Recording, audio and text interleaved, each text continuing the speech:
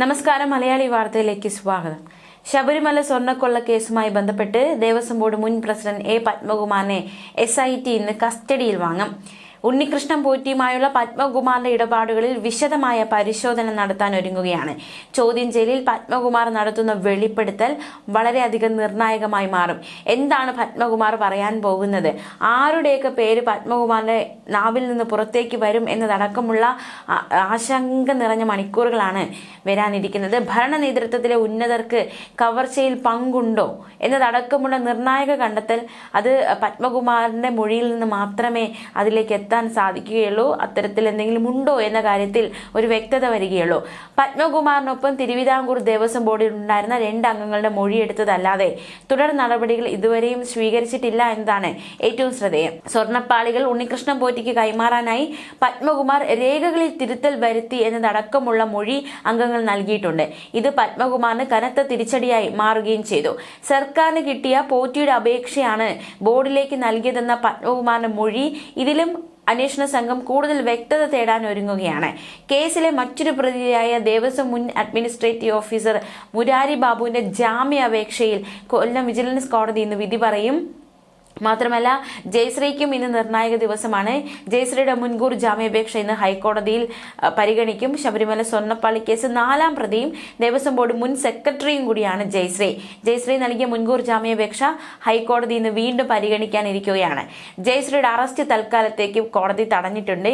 എന്തായാലും ഇനി എന്താണ്, അറസ്റ്റിലേക്ക് നയിക്കപ്പെടുമോ, വീണ്ടും മാറ്റിവെക്കുമോ അല്ലെങ്കിൽ തടയുമോ എന്നതടക്കമുള്ള ചോദ്യങ്ങൾ ഉയർന്നു. ജയശ്രീക്കും ഇന്ന് നിർണായകം. ദേവസ്വം ബോർഡിലെ ഉദ്യോഗസ്ഥ മാത്രമായിരുന്നെന്നും മേൽത്തട്ടിൽ നിന്നുള്ള നിർദ്ദേശങ്ങൾ നടപ്പാക്കുക മാത്രമാണ് താൻ ചെയ്തതെന്നാണ് ജയശ്രീ നൽകിയിരിക്കുന്ന ഹർജിയിൽ വ്യക്തമാക്കിയിരിക്കുന്നത്. തനിക്ക് ഗുരുതരമായ ആരോഗ്യ പ്രശ്നങ്ങളുണ്ട്, താൻ ചികിത്സയിലാണ് എന്നതടക്കമുള്ള കാര്യങ്ങൾ ഈ ഒരു മുൻകൂർ ജാമ്യം ആവശ്യപ്പെട്ടുകൊണ്ട് ജയശ്രീ മുന്നോട്ട് വെച്ചിട്ടുണ്ട്. ഗുരുതരമായ ആരോഗ്യ പ്രശ്നങ്ങളുണ്ട്, താൻ ചികിത്സയിലാണ് എന്നതടക്കമുള്ള ആവശ്യങ്ങളാണ് മുൻകൂർ ജാമ്യാപേക്ഷയിലൂടെ ജയശ്രീ മുന്നോട്ട് വെച്ചിരിക്കുന്നത്. ജയശ്രീയുടെ ഹർജി കഴിഞ്ഞ ദിവസം ഹൈക്കോടതി പരിഗണിച്ചു. പക്ഷേ കൂടുതൽ വാദത്തിനായി ഇന്നത്തേക്ക് മാറ്റിയിരിക്കുകയാണ്. അതേസമയം എ പത്മകുമാറിനെതിരായ CPM നടപടി എന്തായി എന്ന് നോക്കാം. ശബരിമല സ്വർണ്ണമോഷണ കേസിൽ അറസ്റ്റിലായ എ പത്മകുമാറിനെതിരായ CPMന്റെ നടപടി ഉടൻ ഉണ്ടാകില്ല എന്ന് തന്നെയാണ് സൂചനകൾ. വൈകുമെന്നാണ് മനസ്സിലാക്കാൻ സാധിക്കുന്നത്. വിശ്വസിച്ച് ചുമതല ഏൽപ്പിച്ചവർ വഞ്ചിച്ചെന്ന് പറയുമ്പോഴും നടപടിക്ക് കുറ്റപത്രം വരുന്നതുവരെ കാക്കുക എന്ന തീരുമാനമാണ് നേതൃത്വം സ്വീകരിച്ചിരിക്കുന്നത്. സ്വർണ്ണമോഷണ കേസിൽ റിമാൻഡിലായിട്ടും CPM പത്മകുമാറിനെ സംരക്ഷിക്കുകയാണെന്ന കുറ്റപ്പെടുത്തൽ പ്രതിപക്ഷം നടത്തി. ശബരിമല സ്വർണ്ണമോഷണ കേസിൽ റിമാൻഡിലായ പത്മകുമാറിനോടുള്ള നിലപാടിൽ ഒരു വിട്ടുവീഴ്ചയും ഉണ്ടാകില്ലെന്ന് പത്തനംതിട്ട ജില്ലാ സെക്രട്ടേറിയറ്റിൽ MV ഗോവിന്ദൻ പറഞ്ഞിരുന്നു. എന്നാൽ ശബരിമല സ്വർണ്ണമോഷണ കേസിൽ ഉൾപ്പെട്ട ആർക്കും സംരക്ഷണം ഉണ്ടാകില്ലെന്ന് CPM ആവർത്തിക്കുമ്പോൾ നടപടി വൈകുന്നത് എന്തിനെന്നാണ് പ്രതിപക്ഷം ഉന്നയിക്കുന്ന ചോദ്യം. ശബരിമല സ്വർണ്ണമോഷണ കേസിൽ അന്വേഷണ സംഘം ഒന്നിനു പുറകെ ഒന്നായി പാർട്ടി നേതാക്കളിലേക്ക് എത്തുന്നത് തിരഞ്ഞെടുപ്പ് കാലത്ത് CPMനെ വളരെ വലിയ പ്രതിരോധത്തിലാക്കുകയാണ്. മാത്രമല്ല, തിടുക്കപ്പെട്ട നടപടി ഗുണം ചെയ്യില്ല എന്നൊരു നിഗമനത്തിൽ പാർട്ടി നേതൃത്വം എത്തിയിരിക്കുന്നു എന്നാണ് മനസ്സിലാക്കാൻ സാധിക്കുന്നത്. അതേസമയം ഈ കേസുമായി ബന്ധപ്പെട്ട് അന്വേഷണ സംഘത്തിന് ഹൈക്കോടതി അനുവദിച്ച 6 ആഴ്ച സമയപരിധി ഈ മാസം 27-ന്, അതായത് നാളെ അവസാനിക്കുകയാണ്. ഡിസംബർ 3-ന് കേസ് പരിഗണിക്കാനിരിക്കെ അടുത്ത ഇടക്കാല റിപ്പോർട്ട് നിർണായകമായി മാറും. മുഖ്യമന്ത്രി ഉൾപ്പെടെയുള്ള ഉന്നതരിലേക്ക് അന്വേഷണം നീങ്ങാനിടയുള്ള സാഹചര്യം ഉണ്ട് എന്നാണ് നിഗമനങ്ങൾ. അതുകൊണ്ട് തന്നെ കേസ് വീണ്ടും ഹൈക്കോടതിയുടെ പരിഗണനയ്ക്ക് എത്തുകയാണ്. ഒക്ടോബർ 6-നാണ് ADGP H വെങ്കടേഷിന്റെ നേതൃത്വത്തിൽ ഹൈക്കോടതി പ്രത്യേക അന്വേഷണ സംഘത്തെ നിയോഗിച്ചത്. 2 ഇടക്കാല റിപ്പോർട്ടുകൾ ഇതിനകം സംഘം കോടതിക്ക് കൈമാറി. CPM നേതാവും കോന്നി മുൻ MLAയുമായ എ പത്മകുമാറും N വാസുവും ഉൾപ്പെടെ 2 ദേവസ്വം ബോർഡ് മുൻ പ്രസിഡന്റുമാരാണ് ഇതുവരെ അറസ്റ്റിലായ പ്രമുഖർ. ഇവരുടെ ഭരണസമയത്ത് സർക്കാരിൽ ഉൾപ്പെടെ ഉണ്ടായിരുന്നവർക്കും ഇടപാടിൽ പങ്കുണ്ടോ? ഈ ചോദ്യത്തിനുള്ള ഉത്തരത്തിനായുള്ള അന്വേഷണവും പുരോഗമിക്കുകയാണ്.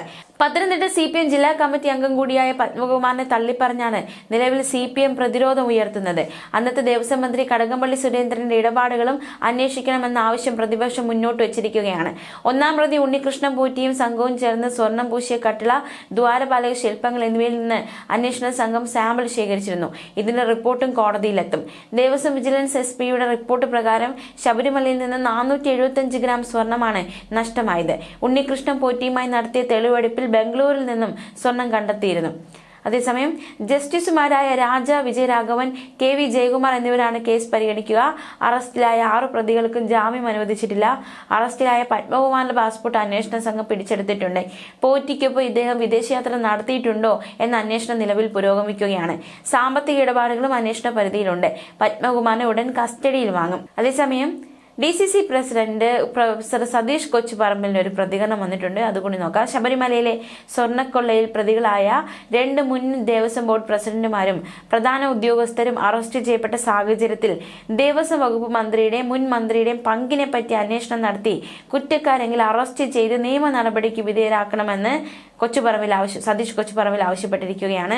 ഇവരുടെ അറിവോടെ CPM നേതാക്കളും അതുപോലെ തന്നെ ദേവസ്വം ബോർഡ് ഭരിച്ചിരുന്നവരും ഉദ്യോഗസ്ഥരുടെ സഹായത്തോടെ നടത്തിയ ഉന്നത ഗൂഢാലോചനയുടെ ഫലമായി ആസൂത്രിതമായി നടത്തിയ തീവട്ടിക്കൊള്ളയാണ് ശബരിമലയിൽ ഉണ്ടായതെന്നും ഇത് ലക്ഷക്കണക്കിന് വിശ്വാസികളോട് കാട്ടിയിരിക്കുന്ന വഞ്ചനയാണെന്നും അവർ പറഞ്ഞു. അതേസമയം ശബരിമല സ്വർണ്ണക്കൊള്ളയുമായി ബന്ധപ്പെട്ട് പ്രചരിപ്പിക്കുന്ന കാര്യങ്ങൾ അസത്യമാണെന്ന് CPM സംസ്ഥാന സെക്രട്ടറി MV ഗോവിന്ദൻ. ശബരിമല അയ്യപ്പന്റെ ഒരു തരി സ്വർണം നഷ്ടപ്പെട്ടുകൂടാ എന്നതാണ് സർക്കാരിന്റെ നിലപാടെന്നും സ്വർണ്ണക്കൊള്ളയിൽ നിഷ്പക്ഷമായ അന്വേഷണം നടത്തണമെന്നാണ് LDF മുമ്പും ആവശ്യപ്പെട്ടിരുന്നതെന്നും അദ്ദേഹം പറഞ്ഞു. SIT അന്വേഷിക്കട്ടെ, ആരാണ് ഉത്തരവാദി എന്ന് കണ്ടുപിടിക്കുകയും അവർക്ക് തക്കതായ ശിക്ഷ നൽകുകയും വേണം. ഒരാളെയും സംരക്ഷിക്കാൻ LDF ഇല്ല. പാർട്ടി ചുമതലകളിൽ ഉള്ളവർ സ്വർണ്ണക്കൊള്ളയിൽ ഉൾപ്പെട്ടാൽ മടികൂടാതെ നടപടിയെടുക്കുമെന്നും രാഹുൽ മങ്കൂട്ടത്തിലിനെ സംരക്ഷിക്കുന്ന പോലെ ഞങ്ങൾ ആരെയും സംരക്ഷിക്കില്ലെന്നും അദ്ദേഹം പറഞ്ഞു. അതേസമയം തദ്ദേശ സ്ഥാപനങ്ങളുടെ വികസന കാര്യത്തിൽ UDF-നും BJP-ക്കും ഒന്നും പറയാനില്ലെന്നും പ്രത്യേക രാഷ്ട്രീയ പശ്ചാത്തലത്തിൽ തെരഞ്ഞെടുപ്പിന് അഭിമുഖീകരിക്കുകയാണെന്നും MV ഗോവിന്ദൻ കുറ്റപ്പെടുത്തി.